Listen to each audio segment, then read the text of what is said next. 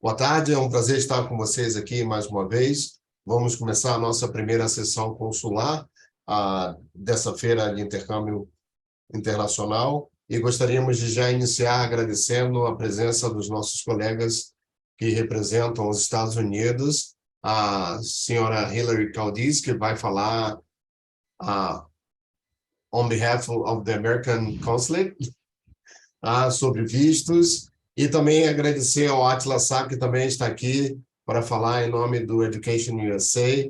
Ele vai falar um pouco sobre a vida no campus. Nós vamos ter ainda a participação do Canadá, mas a responsável pelo Canadá teve um problema técnico, já vai entrar. Então, vamos começar agora com os Estados Unidos, e em seguida passamos para o Canadá. Hillary, a palavra é sua. Obrigada, Ricardo. Muito obrigada a vocês. É um grande prazer estar aqui falando sobre o intercâmbio internacional. Hoje eu gostaria de falar especificamente sobre o processo de tirar visto de estudante nos Estados Unidos.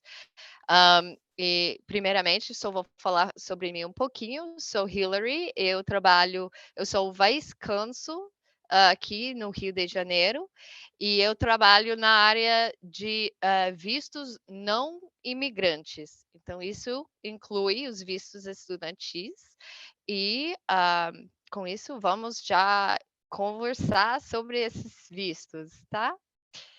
Então,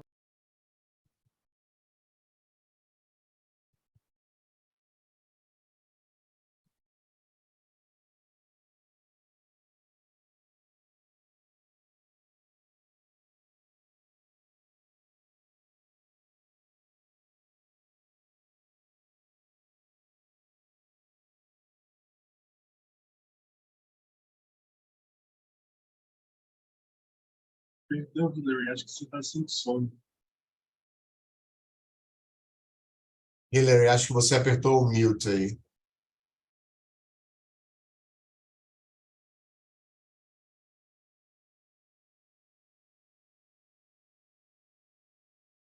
ok, agora? Agora, isso.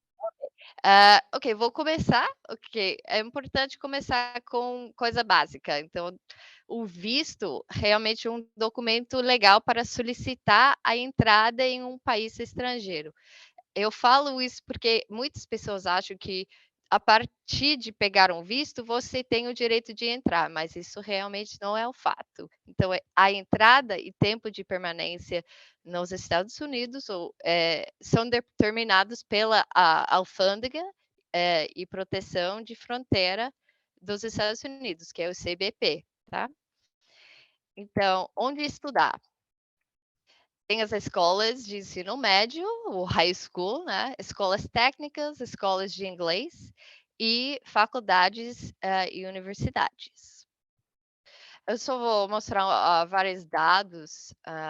Aqui temos uma mapa que mostra onde a maioria dos alunos estudam nos Estados Unidos. Então, dá para ver, por exemplo, aqui os estados em vermelho são os estados que recebem a maioria dos estudantes. Outro dado, o Brasil foi o 8º país líder em todo o mundo a enviar estudantes para os Estados Unidos. E isso é um dado que foi tirado em 2020, 2021, mas ainda dá para ver que o Brasil realmente é um dos países que mais mandam estudantes para os Estados Unidos.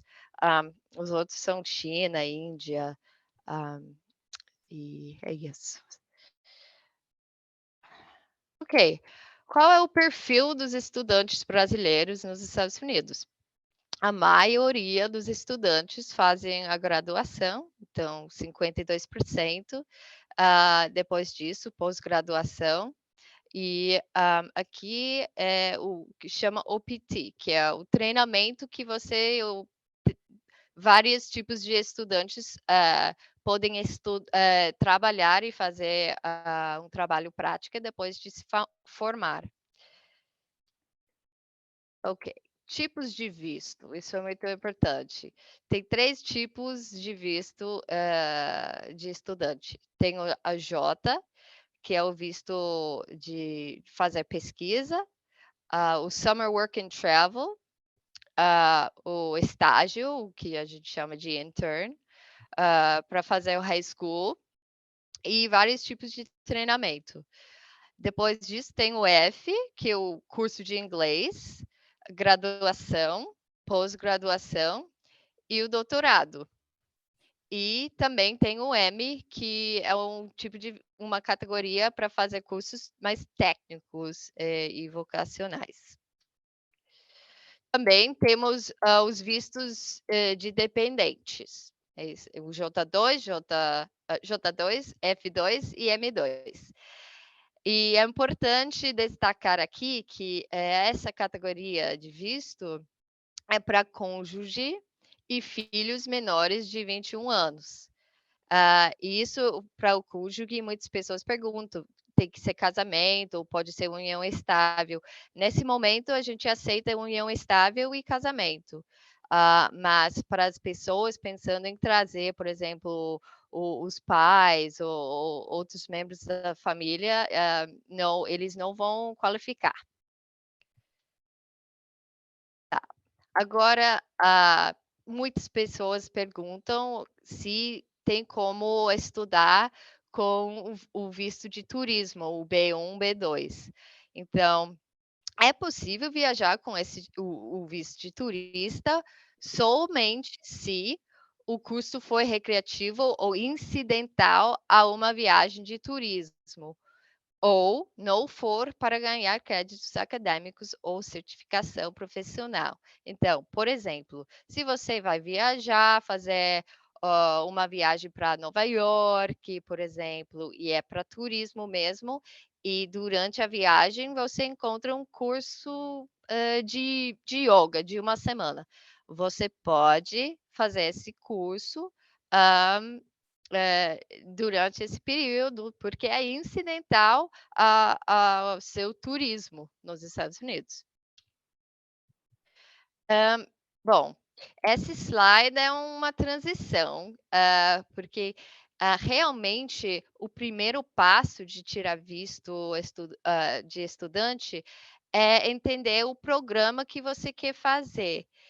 E não somente pensar, ok, qual tipo de visto eu quero, F, J. Não, você vai começar pensando sobre o programa, e isso é um recurso muito importante que pode ajudar com isso.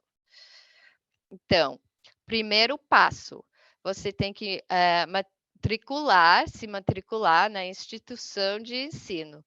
E dependendo, vai ser realmente o programa que vai te direcionar melhor sobre qual tipo de visto você vai tirar. Então, você vai solicitar, você vai entrar o programa e o programa vai emitir uma desses formulários para você continuar o processo da solicitação de visto. Então, para o visto F e M, o documento é o I-20. E para o visto J, a instituição vai emitir esse DS-2019. E depois de conseguir um desses documentos, você vai começar o seu processo com o Departamento do Estado. Então, isso vai ser a solicitação formal com a gente. Então, você vai ir para o nosso site do consulado e preencher esse formulário DS 160. E isso é realmente a inscrição do visto mesmo. Aí você cria o cadastro no site e você vai efetuar o pagamento, que é a taxa do visto. Nesse momento, a taxa é $160, mas em maio isso vai aumentar até 185. Aí você vai efetuar esse pagamento, também tem um outro pagamento, uma taxa service, que depende do seu programa, tem taxas diferentes. E a partir daqui você vai agendar a entrevista de visto nesse centro de atendimento ao solicitante, que a gente chama de CASV. Aí você vai comparecer ao CASV, e depois do CASV você vai para a sua entrevista no consulado ou a embaixada. Então, é muita informação, então vamos passo a passo aqui. Ok, aqui é o site onde você vai preencher o formulário do DS-116, ok? Então, você vai lá e vai escolher qual lugar, qual consulado ou embaixada você vai solicitar o seu visto, tá? Aí você preenche o formulário, e aqui tem as dicas para preencher o formulário. O mais importante é que você confere que você está enchendo com os dados certos. Então, eu sei que parece coisa muito básica, que nem precisa falar, mas realmente confere tudo, que o nome está certinho, o jeito que está escrito no seu passaporte, nacionalidade, a data de nascimento, o CPF, os parentes nos Estados Unidos, CUV, e a gente realmente recomenda que você faça por si mesmo. Muitas pessoas usam despachante para fazer, mas realmente a gente recebe muitas inscrições, solicitações com informações erradas, informações que faltam informação. E usando o despachante,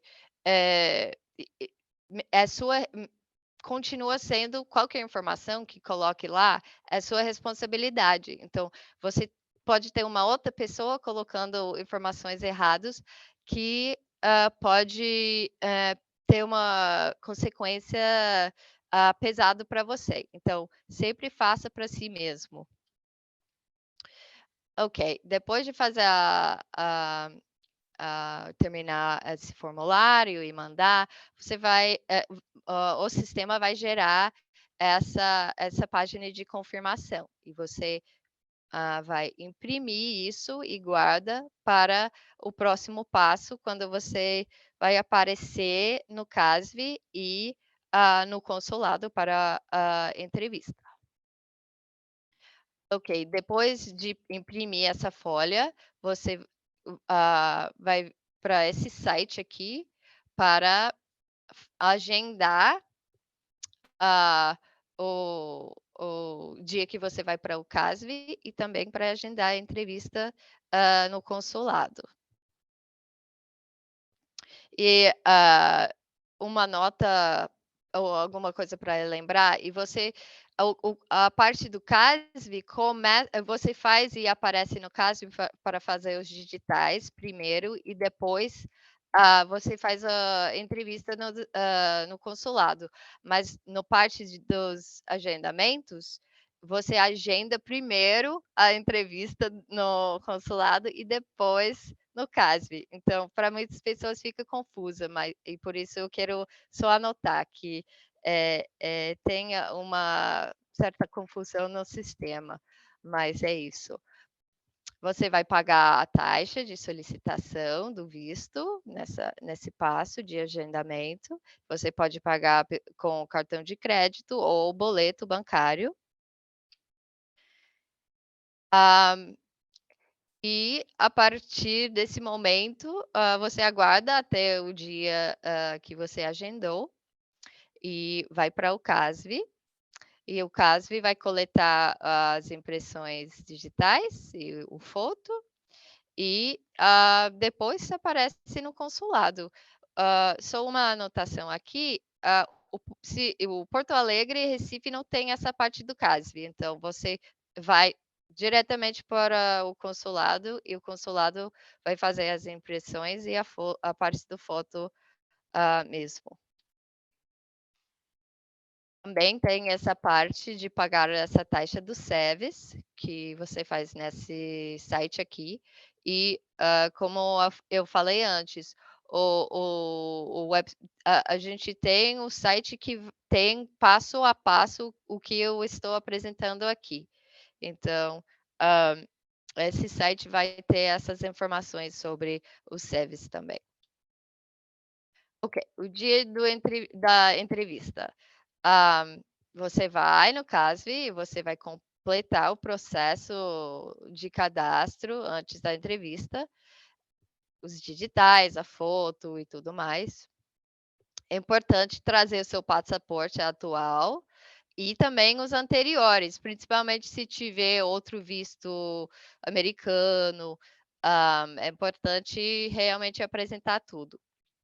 Aí você vai com a página de confirmação, que eu já mostrei, com o código de barras, a página de confirmação do agendamento da CASV, e todos os formulários que eu apresentei e os comprovantes das taxas que você pagou. E depois de tudo isso, você vai para o consulado. E a gente sempre fala, recomendamos que você também leva prova da sua capacidade financeira de pagar as despesas e documentos que comprovem vínculos ao Brasil.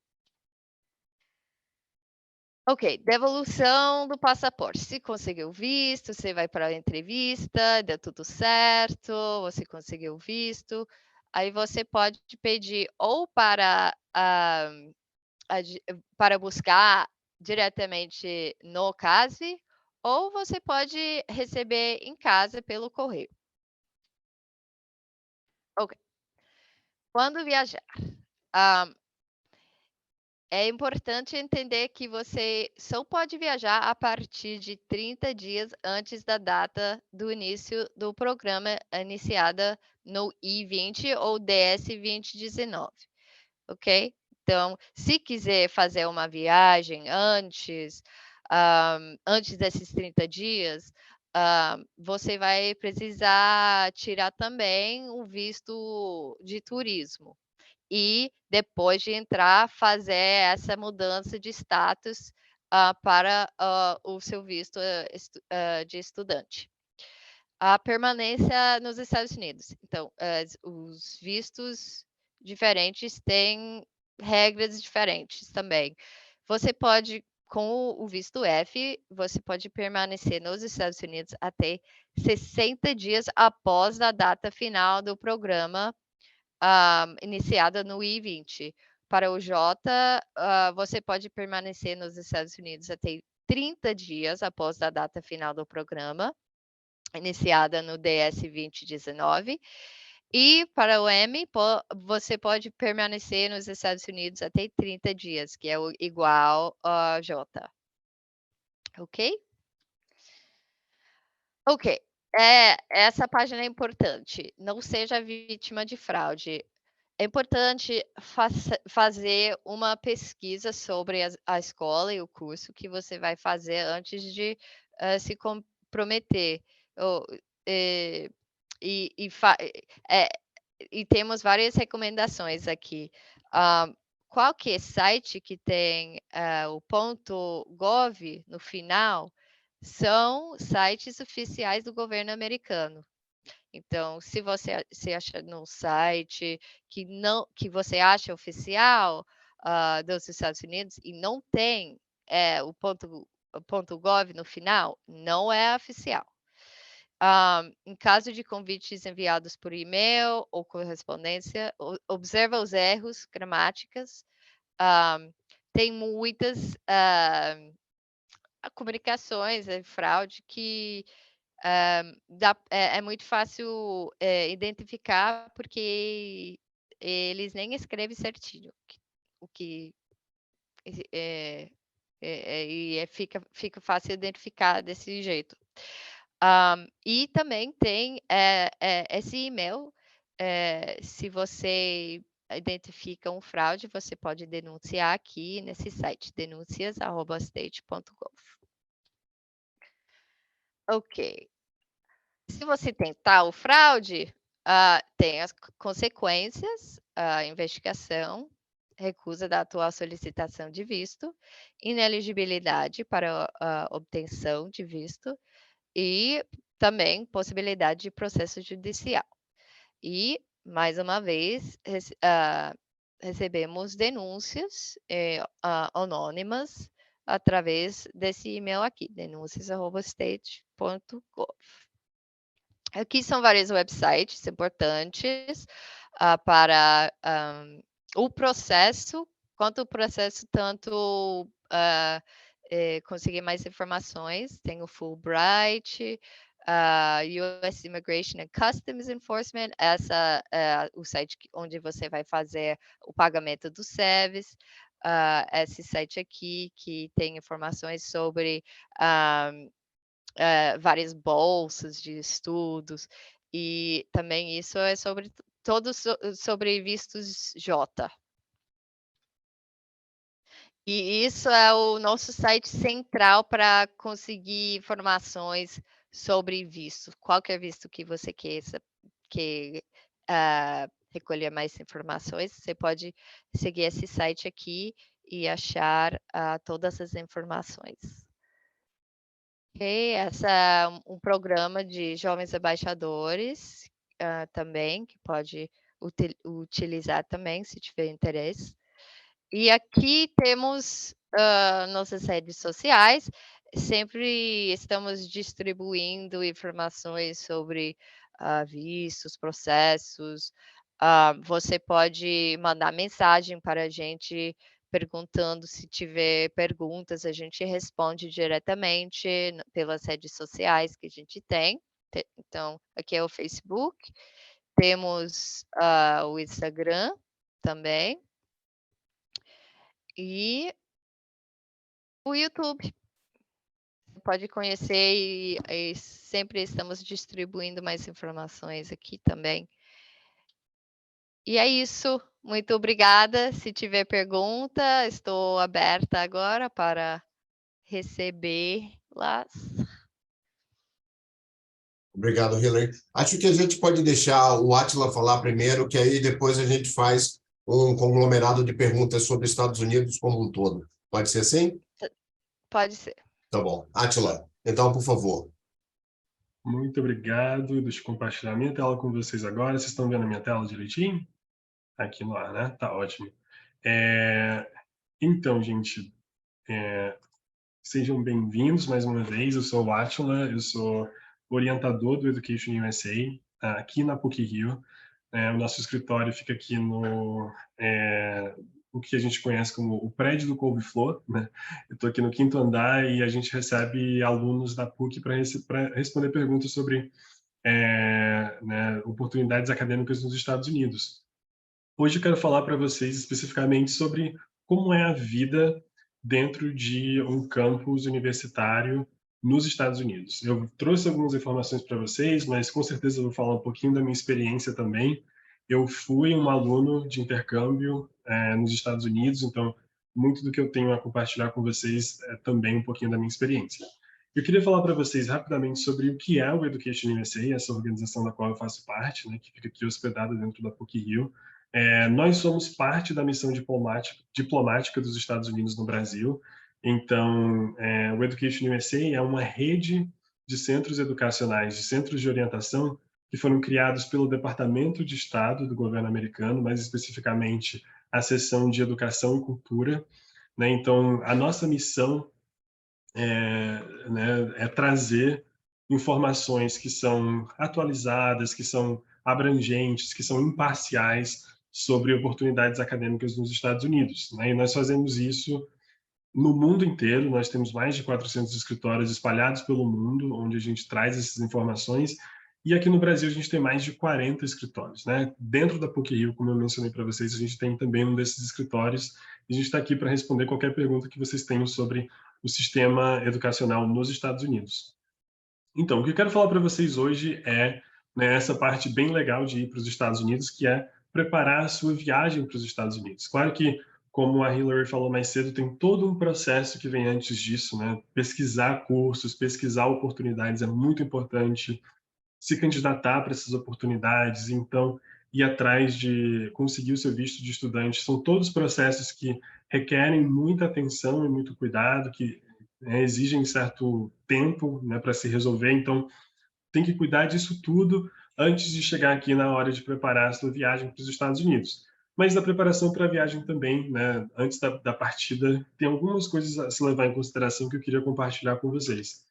Então, por exemplo, se você vai para os Estados Unidos, o que é que você precisa levar na mala? E o que é que você não precisa levar na mala? Né? O que eu diria para vocês? Eu diria que se você vai viajar para os Estados Unidos, isso pode parecer corriqueiro, pequeno, mas uma das coisas a se levar consigo são aqueles remédios que você precisa tomar. Né? Então, se você precisa de alguma medicação para te acompanhar, né, que você vai precisar tomar enquanto estiver lá no campus, você precisa também trazer a sua receita que comprova a necessidade desse remédio. Né? Isso é uma coisa que, por exemplo, faz sentido trazer na sua mala. Faz muito sentido também trazer na sua mala toda a sua documentação pessoal e acadêmica, né? Então, o seu passaporte, é óbvio, precisa estar indo com você, né, devidamente estampado com um visto de estudante para os Estados Unidos. Seus documentos acadêmicos, como o seu I-20 ou o seu DS 2019, né, que são essa documentação de, digamos, matrícula, né, na sua universidade, precisam ir com você também, então não deixa nada para trás. Outras coisas importantes de levar consigo para nesses primeiros momentos da viagem seriam moeda local, né, ou garantir que seus cartões, se você pretende usá-los, estão habilitados para funcionar lá nos Estados Unidos. O que não precisa levar na mala? O que não é esperto levar na mala? Eu diria que não precisa levar roupa de frio na sua mala, porque na maior parte das vezes, na maioria das vezes é melhor comprar esse tipo de roupa lá, né? As roupas que a gente tem para o frio aqui no Brasil podem não funcionar muito bem para o inverno americano. Então, além disso, ocupam espaço, podem ser pesadas. Eu diria que é uma boa ideia trazer isso, comprar isso, né, quando você chegar lá. Por último, também não faz muito sentido levar com você itens de decoração, de higiene, de limpeza, porque também são coisas que você pode conseguir assim que você chega no país. É muito fácil conseguir esses itens, né? Dependendo de onde você esteja, seja num ambiente mais rural, mais metropolitano, mais suburbano, muito provavelmente você vai ter acesso a comprar, adquirir todos esses detalhes quando você chegar mesmo no país. Então, essas são dicas de como arrumar a mala, mas, além disso, eu também quis trazer para vocês algumas dicas de como funciona a sala de aula numa universidade americana. Algumas coisas que eu quero destacar para vocês. Primeiro, o syllabus, né? É um documento super importante que vocês vão receber no começo do semestre. E esse documento tem uma importância essencial porque ele detalha tudo que vai acontecer dentro daquela disciplina. É, de certa forma, um contrato entre o professor e todos os alunos que estão nessa aula. Né? Esse contrato, esse syllabus, esse documento, ele vai deixar bem claro quais são os prazos que você precisa cumprir, quais são as suas responsabilidades como estudante, né? Quais são os seus direitos e deveres como estudante. E entre esses deveres, você vai ter lá quais são as leituras obrigatórias para aquele semestre, quais são os livros que você precisa ter, quando é que você precisa entregar os seus trabalhos, quando é que você vai ter a chance de, né, assim, trabalhar para sua nota. É importante entender que nos Estados Unidos a nota é construída ao longo do semestre, né? É diferente de outros países onde uma nota se consegue através de uma prova no final do semestre. Não. Ao longo do semestre vão ter várias atividades planejadas, várias chances de adquirir nota. Isso vai estar tudo bem detalhado no syllabus. Então, uma dica que eu queria dar para vocês é leiam o syllabus logo no começo. A minha experiência pessoal com isso é que eu tinha uma professora na faculdade que, no primeiro dia de aula, fazia para a gente uma prova relâmpago sobre o syllabus. Então, ela queria garantir que todo mundo tinha lido e que todo mundo ia conseguir responder detalhes sobre o syllabus, porque realmente é muito importante. Além disso, eu daria dicas para vocês para ter uma boa experiência na sala de aula. Eu diria que é importante participar ativamente, né? A cultura da sala de aula nos Estados Unidos é muito participativa, muito colaborativa, né? O conhecimento se constrói junto, então você vai receber notas, né? A sua nota vai ser afetada pela sua participação na sala de aula, então eu super recomendo que você sente na frente, levante a mão, faça perguntas, responda as perguntas, interaja, contribua, né, para as discussões que estão acontecendo na sala de aula, realmente se coloque na sala de aula. Isso vai te fazer ter uma boa experiência e também ter uma boa nota nesse curso. Outra dica para ter uma boa nota nesse curso, nessa disciplina, é aproveitar todas as oportunidades que são oferecidas pelo professor, pelo curso, pelo departamento. Então, por exemplo, uma boa coisa a se fazer é se familiarizar com o conceito de office hour e extra credits. Office hour é um horário que o professor abre, né, fora da hora marcada da aula, para que você possa ir lá no escritório do professor para tirar suas dúvidas. Então, se durante a aula alguma coisa não ficou clara ou alguma coisa, né, despertou um interesse que você quer saber mais sobre, descobre lá no syllabus, né, quais são as office hours do professor, onde fica o escritório desse professor, e vai lá bater na porta do professor, marca um horário, se for o caso, para conversar mais com o professor sobre isso. Isso vai demonstrar interesse, vai demonstrar organização, né? E isso é muito bom aos olhos do professor. Isso pode acabar te ajudando a ter uma nota melhor e além da nota, né? Tipo, a ter uma experiência de aprendizado bem mais completa.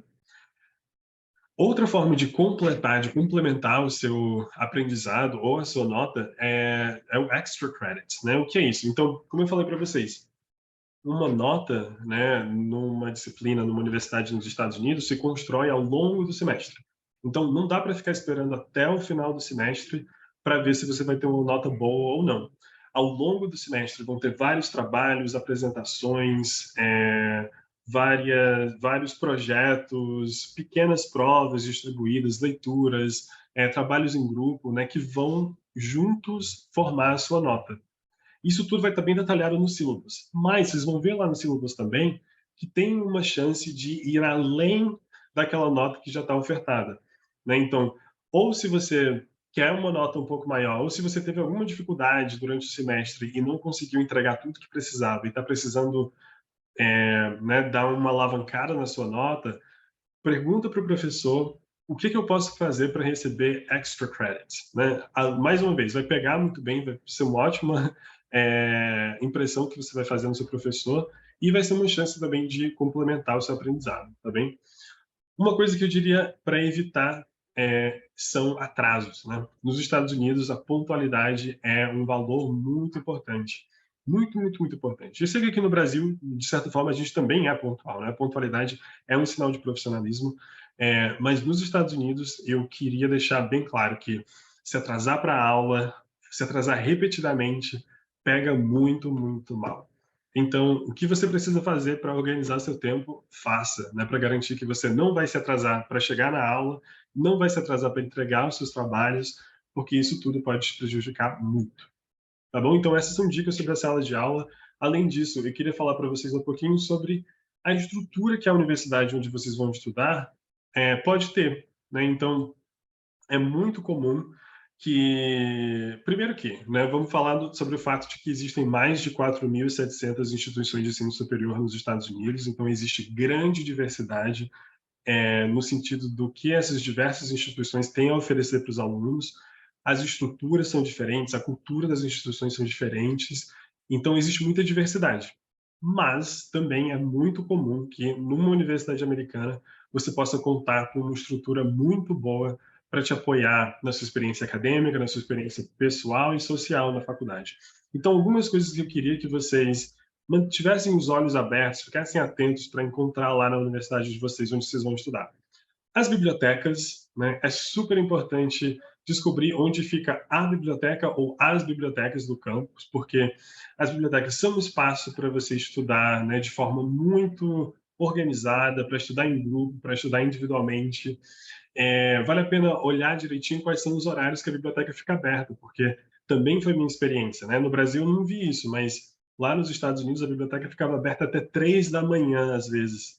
E claro que dormir é importante para ter um bom desempenho acadêmico, mas se naquele final de semana você precisa esticar um pouquinho, estudar um pouco mais, dá uma olhada se a biblioteca vai estar aberta. Dentro da biblioteca, provavelmente você vai encontrar lá um cafezinho, você vai encontrar talvez um lugar onde você pode pegar um lanche, vão ter diversas salas para estudar em grupo, vão ter diversos espaços onde você pode ou se concentrar mais, ou ter mais conforto para estudar. Outra coisa importante e interessante sobre as bibliotecas nas universidades nos Estados Unidos é a possibilidade de fazer um interlibrary loan, né, que literalmente significa um empréstimo entre universidades. E eu acho que é possível fazer isso aqui no Brasil também, mas eu trouxe essa dica porque é muito comum nos Estados Unidos. Então, se tem algum livro, né, alguma obra que você precisa muito para uma disciplina, ou que você quer muito ler para complementar o seu conhecimento, e ela não está disponível na biblioteca da sua universidade, é facinho pedir que a sua biblioteca lá local peça esse livro emprestado de uma instituição irmã, de uma instituição próxima, né? Então, pergunta lá no balcão da biblioteca, como é que eu posso fazer para alcançar esse livro que vocês não têm aqui? Eu garanto para você que facinho eles vão conseguir esse livro para colocar à disposição para você, né? Essa é uma dica sobre bibliotecas. O que mais sobre a estrutura da universidade? Clubes e associações, né, que são iniciativas estudantis, são muito fortes nos Estados Unidos, né? Os alunos realmente têm muita proatividade e tem muito apoio das instituições para criar esses clubes de interesse comum, para criar essas associações estudantis. Então, são uma chance de socializar, são uma chance de conhecer pessoas, de conhecer pessoas não só americanas, mas do mundo inteiro. Essa é uma característica dos diversos campi universitários nos Estados Unidos, é que, né, naquele pequeno lugar você consegue interagir com gente do mundo inteiro, né? Os Estados Unidos continuam a ser o país que mais atrai alunos internacionais do planeta Terra, então é muito provável que nesses clubes, nessas associações, você vai conseguir conhecer gente do mundo inteiro. Então, é uma chance de fazer networking, de criar novas oportunidades, de conhecer, de se desafiar, de aprender com outras culturas. É uma chance de desenvolver a sua competência intercultural também, né? Tipo, eu sei que a gente mora numa cidade aqui no Rio de Janeiro, uma cidade também muito internacional, que tem gente do mundo inteiro e a gente está acostumado a interagir com gente do mundo inteiro, mas a proximidade que se cria dentro de um campus universitário americano é única, né? Então, é muito importante usar essa oportunidade para aprender mais com outras culturas também, para mostrar um pouquinho, para compartilhar um pouquinho da nossa cultura, que é tão rica também, né? E, além disso, os clubes e as associações são uma ótima forma de se divertir, né? Pura e simplesmente. Então, vão ter associações aí esportivas, onde você pode praticar seu esporte, vão ter associações mais acadêmicas, onde você pode encontrar pessoas que têm interesses intelectuais semelhantes aos seus. O importante é ir procurar esses clubes e procurar essas iniciativas e se juntar. Uma dica que eu dou uma lição que eu aprendi, é que quando você está fazendo um intercâmbio, quando você está num país estrangeiro, você não pode se dar ao luxo de ser introvertido. Você precisa se jogar, você precisa se comunicar com as pessoas e se conectar com as pessoas, tá bem? O que mais que tem lá na estrutura da universidade que eu acho que vocês deviam procurar? Os escritórios de apoio aos estudantes, né? Existe uma rede de apoio, uma rede de suporte aos estudantes muito bem estruturada, né, e muito bem treinada, muito bem intencionada para oferecer apoio nos diversos sentidos que os alunos podem precisar. Então, por exemplo, procurem lá na universidade de vocês aquele escritório que lida com as questões de carreira e desenvolvimento profissional. Vão ter escritórios que têm a missão de ajudar você a desenvolver seu currículo, a desenvolver as suas habilidades de procura de oportunidades profissionais, de praticar para uma entrevista de emprego, né, escrever cartas de apresentação. Isso tudo pode estar à sua disposição como aluno de uma universidade americana. Além disso, o escritório de serviços para estudantes internacionais. É lá dentro que vai estar aquela pessoa que assinou o seu I-20, né, que assinou esse documento que te ajudou a tirar o visto de estudante. E essa é a pessoa dentro do campus que vai servir durante o tempo todo que você estiver lá como a principal fonte de informação e de apoio. Então, sempre que você precisar de qualquer coisa, se tiver qualquer dúvida sobre a questão visto, a questão imigratória, a questão de oportunidades, vai lá dentro do International Student Office para fazer a sua pergunta, tá bom? Algumas universidades podem contar também com um centro de escrita, né? Claro que você vai para os Estados Unidos já com a sua habilidade, já com a sua proficiência em inglês provada, você fala inglês, tudo bem, você fez o TOEFL, mas é possível que você chegue lá e se depare com a realidade de escrever trabalhos em inglês, de participar de debates em inglês, que exija muito da sua competência linguística, né? Então, se você precisa de ajuda para desenvolver seus trabalhos, para escrever, pode contar também com o Writing Resource Center, que fica dentro de muitas instituições de ensino nos Estados Unidos, tá bom? Átila, olha só, você sim. pode dar uma acelerada um pouquinho, porque ainda tem um Canadá para falar para a gente conseguir ter todo mundo hoje nessa apresentação. Claro que sim. Vamos em frente. Eu estou quase no... Acho que aspectos práticos é o último ponto que eu quero tocar. Então, quando você chega nos Estados Unidos, também é importante ver, né, quais são as opções de transporte que existem lá na sua cidade. Você pode estar estudando numa área mais rural, mais urbana, ou menos. Então, é preciso descobrir, né, que tipo de transporte existe. Se você tem a intenção de dirigir nos Estados Unidos, saiba que você pode dirigir com a sua carteira de motorista brasileira, contanto que você também tenha uma International Driver's Permit, que é um documento que você tira aqui no Brasil antes de viajar, né? Moradia, você pode morar dentro do campus ou fora do campus. Morar dentro do campus é uma oportunidade sem igual também. Então, eu recomendaria ver qual é a possibilidade, né, de morar dentro do campus, de dividir o seu espaço com um roommate, né? Pode ser uma experiência bem legal.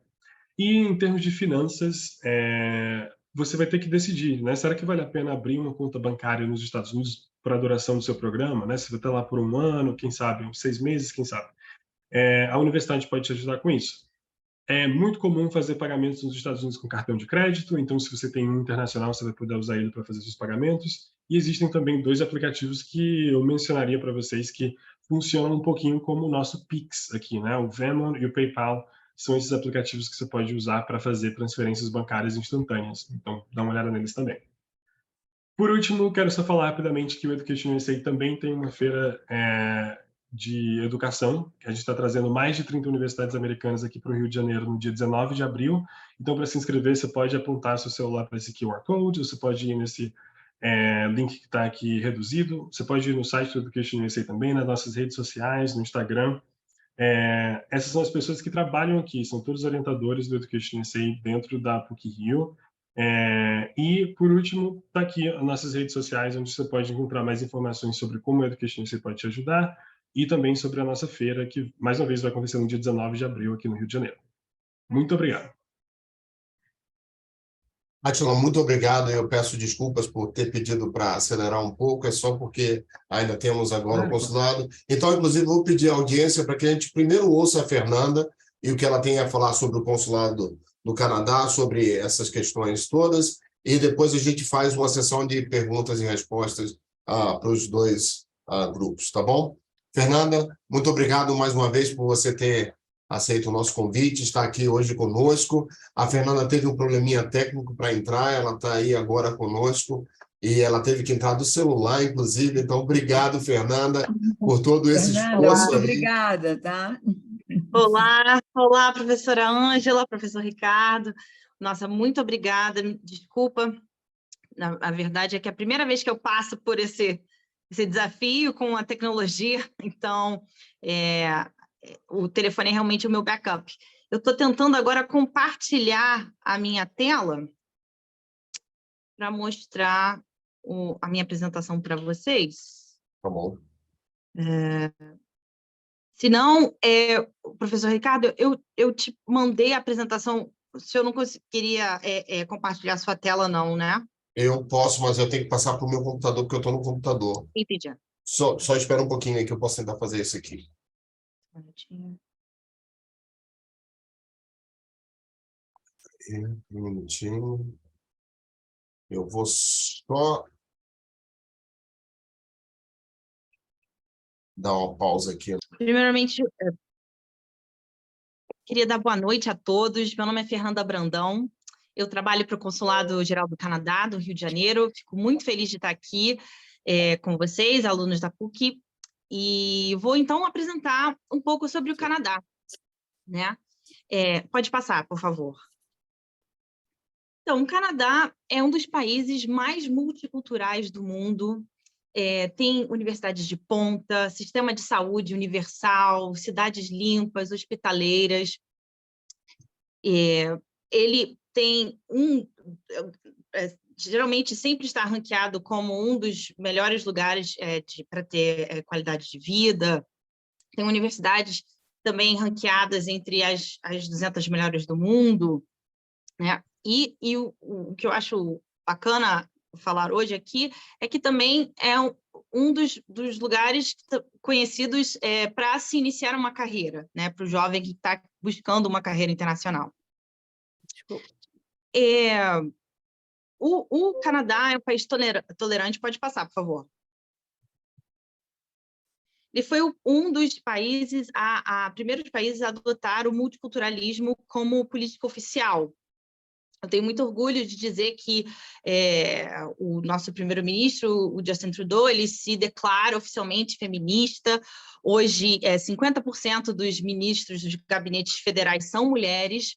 E também uma informação que fiquei sabendo recentemente, foi, na verdade, lançada nesse mês de março, em celebração ao Mês Internacional da Mulher, é que, atualmente, as missões canadenses ao redor do mundo também, hoje, cargos de embaixadores, de chefia, também são ocupados em 50% por mulheres.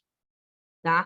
Eu gosto também de sempre frisar uma frase do Justin Trudeau, que ele disse num discurso para a ONU, ele disse que o Canadá é bem-sucedido cultural, política e economicamente por causa da sua diversidade, e não apesar dela. Então, realmente, os estudantes estrangeiros são muito importantes para o Canadá, e a gente está realmente aberta a acolher novas culturas. Eu brinco que o país é um país de sotaques, né? Pode passar, por favor. E o Canadá é inovador, tem muita coisa que às vezes a gente nem imagina que foi uma tecnologia canadense, a própria rede de basquete, insulina, sabe? Programação de software Java, papel de imprensa, mão protética. Pode passar, por favor. São algumas das tecnologias desenvolvidas pelo Canadá. E eu queria muito mostrar para vocês essa questão do Canadá como um país empreendedor, né? A gente tem 6 cidades que são reconhecidas como importantes ecossistemas de startups. Então, temos Ottawa, Montreal, Corredor, Toronto, Waterloo, Edmonton, Vancouver e Quebec. Então, até se vocês quiserem fazer um print dessa tela agora, eu acho interessante vocês depois lembrarem disso, dessas áreas de especialização, né? Desses clusters de inovação, para quando vocês pensarem em talvez fazer um intercâmbio no Canadá, né? E pesquisarem pela área de interesse de vocês. Pode passar.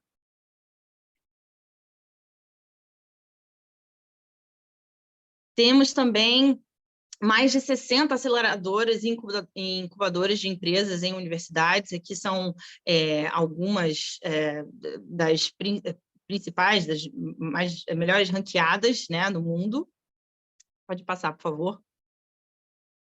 E eu gosto também de mostrar o mapa do Canadá. Então, aqui, o mapa do Canadá. O Canadá tem 10 províncias e 3 territórios. Atualmente, a população do Canadá está em torno de 37,9 milhões de pessoas. Então, eu gosto de fazer uma comparação com a Grande São Paulo. Hoje em dia, tem mais pessoas morando na Grande São Paulo do que todo o território do Canadá, né? Então, eu gosto de frisar isso para vocês terem um pouco dessa ideia, da dimensão, né? Porque o Canadá é o segundo maior país do mundo em termos de área, né? Então, eu gosto de fazer essa proporção, essa comparação. Pode passar, por favor. E eu gosto de mostrar também algumas imagens, né? Porque o Canadá não é só neve, não é só neve. Essa aqui, vocês estão vendo imagens da costa oeste, então, British Columbia, então, também você consegue surfar, né? Tem parques incríveis, tem frio também, lógico, mas você se prepara para o frio, né? Pode passar, por favor, para o próximo. Aqui, a região das pradarias, que são as províncias de Alberta, Saskatchewan, Manitoba. Pode passar, por favor. Ontário, Quebec, Ontário é a província onde está a nossa capital, Ottawa, e a província de Quebec, que é a principal província francófona do Canadá. Pode passar. E aqui é a parte do Canadá Atlântico, né? Que é Newfoundland, Labrador, são também regiões lindíssimas. Nossa, realmente parecem cidades de um conto de fadas, sabe? População menor, então dependendo do tipo de aluno também que você seja, interessante pensar nessas outras regiões do Canadá também, tá bom? Para fazer o seu intercâmbio. Pode passar, por favor. Aqui é o norte do Canadá, então são os territórios, eu gosto também de mostrar essa imagem. Tem também a parte, né, muito forte da questão dos povos originários do Canadá, questão indígena. Pode passar. Então, como ver essa questão do Canadá ser um líder na questão de pesquisa e estudos? Pode passar, por favor. O Canadá tem o Canadá é líder mundial em pesquisa pós-secundária, às vezes supera alguns países em termos de investimento no ensino superior. Ele tem algumas áreas chaves de investimento, que incluem medicina clínica, biologia, tecnologia da informação, comunicação, agricultura, indústrias da pesca, economia, administração, e as universidades, às vezes, realizam pesquisas de forma independente, mas também, frequentemente, em colaboração com governos, empresas, organizações não governamentais, internacionais. Então, existe uma colaboração de alto nível entre os laboratórios, empresas de alta tecnologia, pesquisadores, né? E é por isso que o Canadá acaba se tornando em referência em pesquisa e desenvolvimento. Pode passar, por favor. Questão de mobilidade estudantil. Eu gosto, às vezes, de trazer esses números, porque nos últimos 16 anos o Canadá foi um destino preferido dos brasileiros para a mobilidade estudantil, segundo a Belta. A Belta é uma associação de agências de educação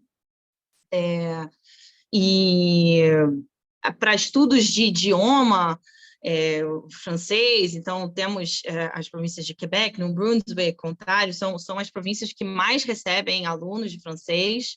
O Canadá é o segundo país que mais recebe brasileiros para programas de francês, né, depois da França. E pode passar, por favor.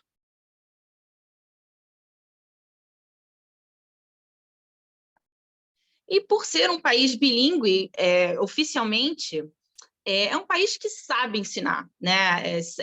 Sabe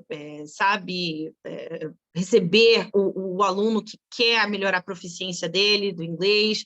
A gente tem diversos programas, tem o programa francês acadêmico, o francês e inglês acadêmico, tem programas para ensino de negócios técnicos, tem diversos programas, tanto no verão quanto no inverno, e também temos programas de curto prazo para preparar, para melhorar a proficiência para os testes, né? As provas de línguas, como o TOEFL, o IELTS, tudo mais. Pode passar.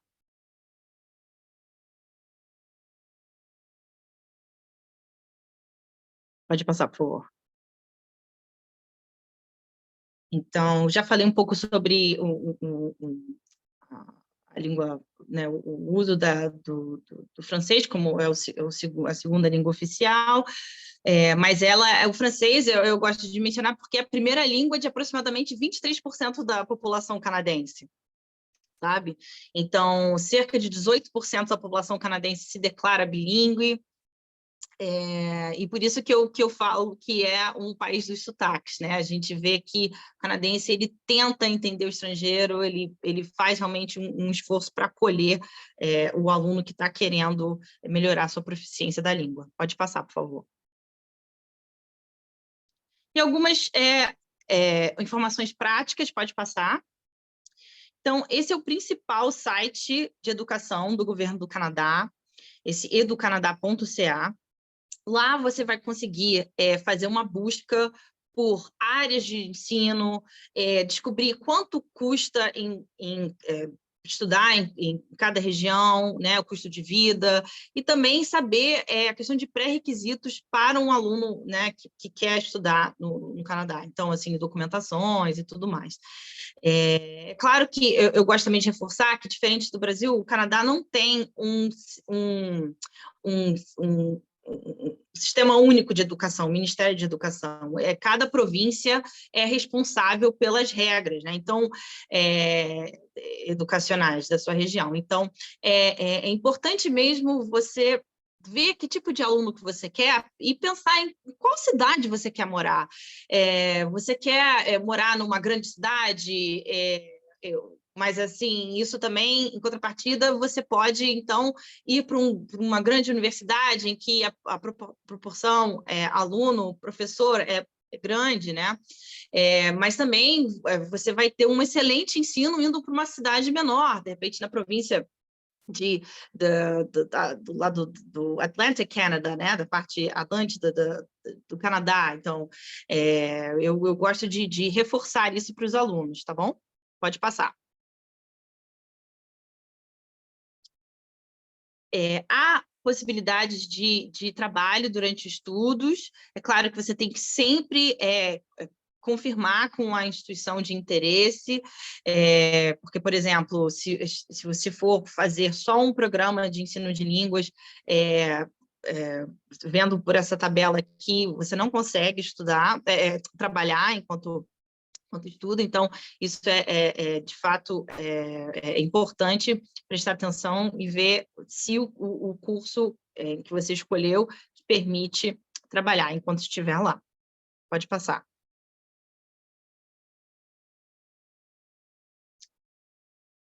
E aqui, realmente, o Canadá, ele possui diversas políticas favoráveis à imigração.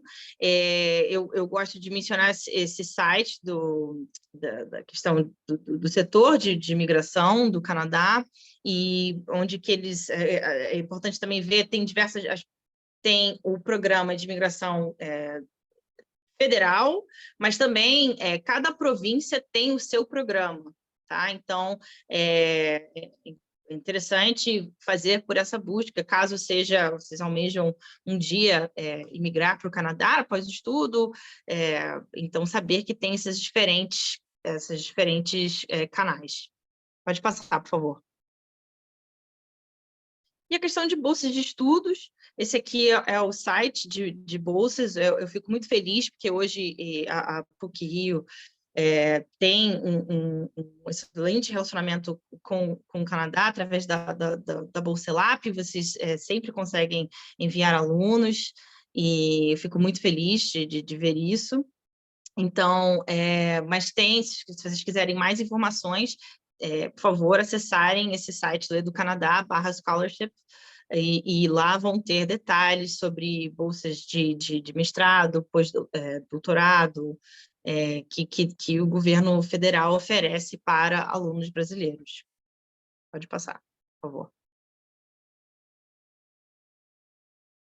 Pode passar, próximo. Esse aqui, então, é um resumo também, recomendo sempre dar um print nessa tela, porque são os principais recursos online para você, então, obter informações para estudar no Canadá.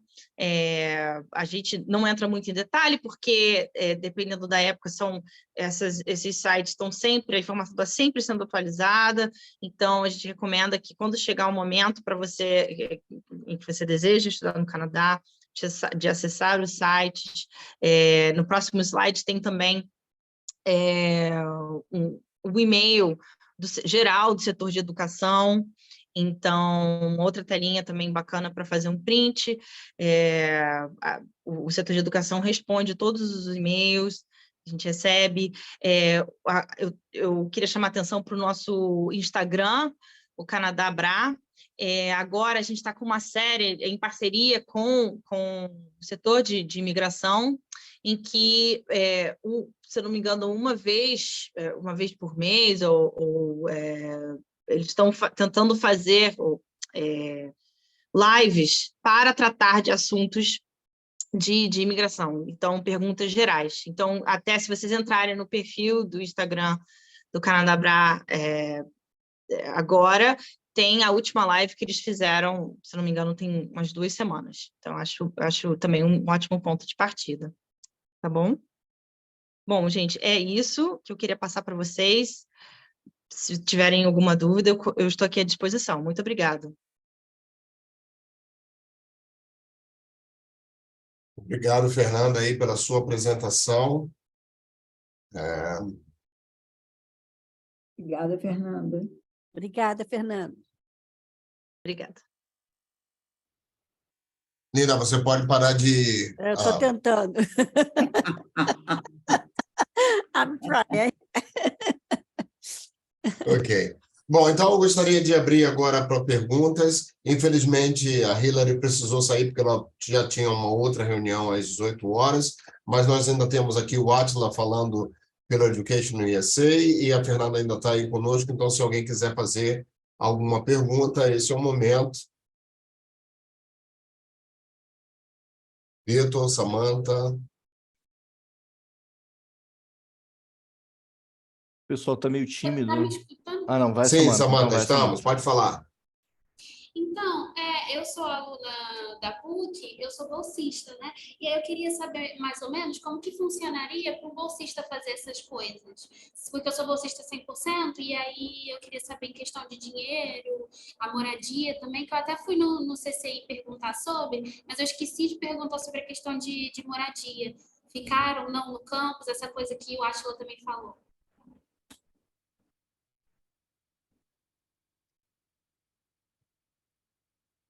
Essa pergunta, desculpa, é para mim, para o Canadá? Canadá? Pode ser para os dois, tá? Ah, tá. Bom, atualmente, para alunos de graduação, o que a gente tem é a Bolsa ELAP, e a Bolsa ELAP, ela tem, eu vou até copiar aqui, colocar no chat vou tentar colocar uma informação aqui, porque ela dentro do valor que é estipulado para a Bolsa, contempla estadia, mas é por um período de 6 meses, né? De 4 a 6 meses. Para graduação, se não me engano, são 4 meses, e para pós-graduação são até 6 meses. Então, você tem um valor fixo para a Bolsa, né? Mas isso são programas do governo federal, para alunos de graduação.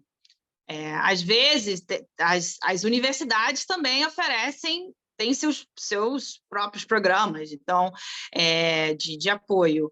Então, eu também recomendo, se tiver alguma instituição específica, depois que você entrar no site da PUC, ver com quais parcerias, né, quais parceiros, né, também entrar no site dessa universidade e ver se eles têm algum programa de bolsa para alunos internacionais.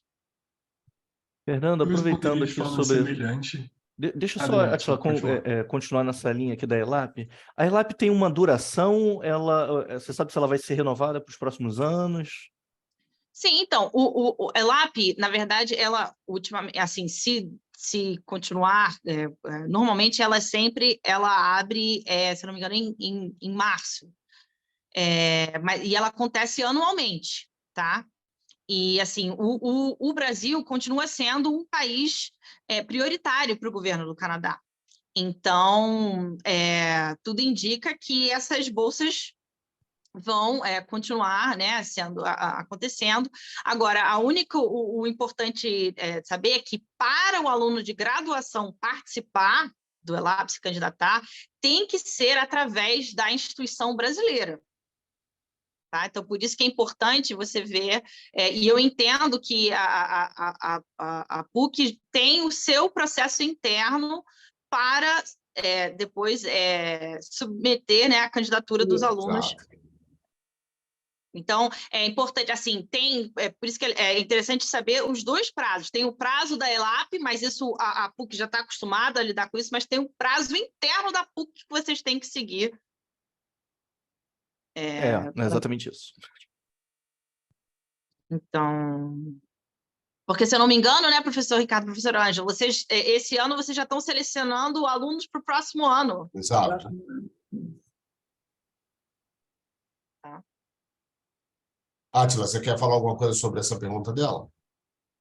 Eu ia só, acho que, responder de forma semelhante, dizer que vai depender de cada instituição e eu acredito que as parcerias interinstitucionais que existem, né, entre a PUC e aquela instituição nos Estados Unidos provavelmente já falam sobre que tipo de recursos estão disponíveis para os alunos da PUC para cobrir moradia nos Estados Unidos. Assim, para além disso, eu diria que as universidades nos Estados Unidos também têm bolsas que são institucionais, são próprias, para cobrir custos com moradia, com housing, né? É muito comum que alunos internacionais morem no campus quando eles têm uma experiência de intercâmbio nos Estados Unidos. Frequentemente é uma exigência da universidade, porque é uma forma também de a universidade oferecer, né, assim, garantir uma moradia de qualidade, garantir uma alimentação de qualidade, digamos, né, porque o meal plan faz parte do contrato que você faz com a universidade. Então, eu diria olhar para cada instituição e ver qual parceria, que tipo de parceria existe entre a PUC e essa instituição.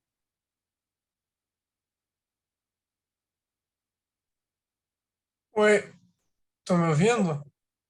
Estamos. Obrigado. Eu gostaria de fazer uma pergunta ao Átila, que é do responsável, representante pelo Education USA. Eu sou o Vitor, aluno da PUC, estou no primeiro período, mas pelo que eu me informei na semana de integração de calor, já é bom ficar essa informação do intercâmbio, né? Eu gostaria de saber quais são os pré-requisitos, são os mesmos do programa de intercâmbio da PUC, o Education USA, como é que funciona? Então, o programa de intercâmbio da PUC, né, os professores aqui vão poder responder melhor sobre quais são os pré-requisitos e como funciona. A missão do Education USA é ajudar alunos que têm a intenção de, digamos, para uma pós-graduação, para um curso de curta duração, de inglês intensivo, de se matricular diretamente numa universidade nos Estados Unidos. Então, a gente pode conversar sobre, né, quais são os requisitos para isso. Vai depender de cada instituição, mas, de uma forma geral, eu acho que vale a pena saber que as universidades nos Estados Unidos querem fazer uma avaliação holística dos candidatos internacionais. Então, elas vão querer entender né, quem você é dentro e fora de sala de aula. Então, elas vão pedir documentação que parte da universidade, seu histórico escolar, cartas de recomendação dos seus professores, alguns documentos financeiros, vão pedir também um teste de proficiência em inglês. Então, depende de cada instituição, o processo é bem descentralizado e realmente varia bastante, mas vale a pena entender, né, que esse processo que eu estou falando é para se matricular numa universidade nos Estados Unidos no momento posterior, e agora você pode estudar na universidade nos Estados Unidos através de um intercâmbio, e aí seria uma parceria entre a PUC e uma instituição nos Estados Unidos. E aí precisa entender quais são os pré-requisitos do CCII. Daniel, você quer falar alguma coisa sobre isso? Não, na realidade, eu acho até, tô surpreendido, assim, eu tô feliz, né? Porque a gente tem um aluno em começo de curso que já está sabendo bastante coisa sobre intercâmbio, já está se informando. Então, eu acho que é por aí mesmo, Vitor. Acho que você tem que se planejar para chegar o momento o momento certo para você fazer intercâmbio, né? A princípio, você vai precisar completar 40 créditos aqui na PUC para poder se inscrever através da gente, né? E a partir disso daí, você vai decidir qual é o momento certo para você se inscrever e participar de um intercâmbio, né? Assim, Daniel, eu lembro de um pouco dele falando sobre esses requisitos na palestra, que precisa ter um ano cursado na PUC e tal, mas pelo que eu me lembro também, um garoto que fez a testemunho dele, que foi fazer intercâmbio, ele disse que já era bom se programar porque tem provas de proficiência, precisa dessas cartas de recomendações, e não é só ter cursado um ano, tem várias outras coisas que precisam estar em dia, e era mais ou menos sobre isso, porque eu sei que o intercâmbio da PUC tem convênio com a minha faculdade, mas eu não sei se o Education USA tem os mesmos convênios ou tem mais faculdade disponível nos Estados Unidos. Olha, eu diria que nos Estados Unidos o Education USA tem né, uma capilaridade muito maior do que a gente, né? Mas, de qualquer Na forma, se verdade, você a está gente- pensando no intercâmbio, que você quer estudar nos Estados Unidos para você poder aproveitar os créditos aqui durante a sua passagem pela PUC, você tem que vir aqui ao escritório internacional, saber dessas informações. Você pode entrar no site já para você já fazer esse garimpo e chegar aqui com dúvidas específicas, e aí o Daniel vai te orientar especificamente o que é que você precisa a partir disso que você está olhando. Você está interessado nos Estados Unidos, você vai ver quais são as instituições americanas com as quais nós temos convênio, vai ver qual que se encaixa melhor no seu perfil acadêmico aqui da PUC, e a partir daí você vai justamente fazer isso que você falou. Você vai se preparar linguisticamente, financeiramente, vai se organizar academicamente para que você possa, ao final desse primeiro ano, desses 40 créditos que você cumpra, você entrar no processo de seleção para você poder, então, ver se é aceito para uma das universidades parceiras.